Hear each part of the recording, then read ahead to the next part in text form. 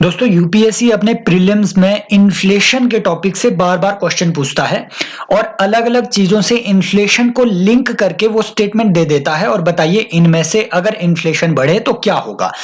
तो इन्फ्लेशन और bond yield के बीच क्या संबंध है, आज के इस लेक्चर में हम ये इस्टेब्लिश करेंगे। लेकिन उससे पहले अगर आपको पता नहीं है कि बॉन्ड यील्ड क्या होती है तो आपको ये समझ लेना जरूरी है कि बॉन्ड यील्ड इंक्रीज या डिक्रीज कैसे होती है।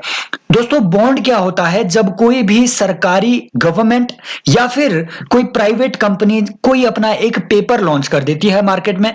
ये बोलते हैं कि चलो हम इस पेपर की वैल्यू रखेंगे 100 रुपया और कहेंगे मार्केट को कि ठीक है इस 100 रुपए के पेपर को आज हम आपको 90 रुपए में दे देते हैं और 10 साल बाद मैच्योरिटी पीरियड पूरा होने के बाद आप ये पेपर हमें वापस कर दीजिएगा, हम आपको 100 रुपया दे देंगे। मतलब इन्वेस्टर के लिए जो प्रॉफिट है वो इसमें 10 रुपया है। यही 10 रुपया हमारा बॉन्ड यील्ड कहलाएगा।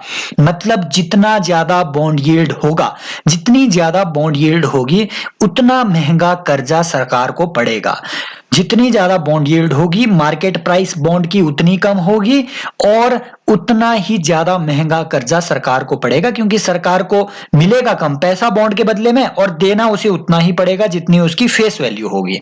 राइट, तो बॉन्ड और बॉन्ड यील्ड का कॉन्सेप्ट अगर आपको यहां तक समझ आ गया हो तो अब चलते हैं इन्फ्लेशन और बॉन्ड यील्ड पे।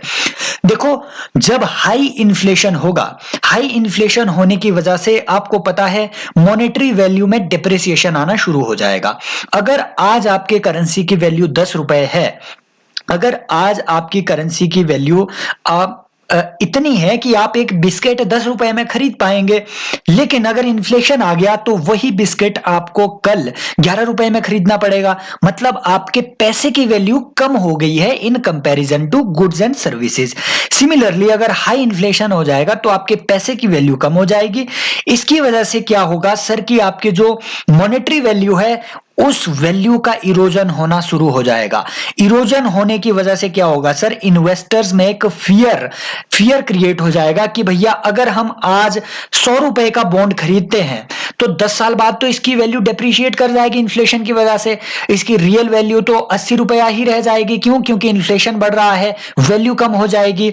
इस वजह से क्या होगा कि डिमांड जो है बॉन्ड्स की आपके मार्केट में डिक्रीज हो जाएगी। डिमांड डिक्रीज होने की वजह से आपके मार्केट में जो बॉन्ड के प्राइसेस है वो लो हो जाएंगे। और हमने पढ़ा था जितने कम बॉन्ड के प्राइसेस होंगे, मार्केट प्राइसेस होंगे, उतनी ज्यादा महंगा सरकार को कर्जा मिलेगा, मतलब बॉन्ड यील्ड उतनी ही ज्यादा होगी। आई होप ये बॉन्ड यील्ड और इन्फ्लेशन के बीच का लिंक आपको समझ आ गया हो।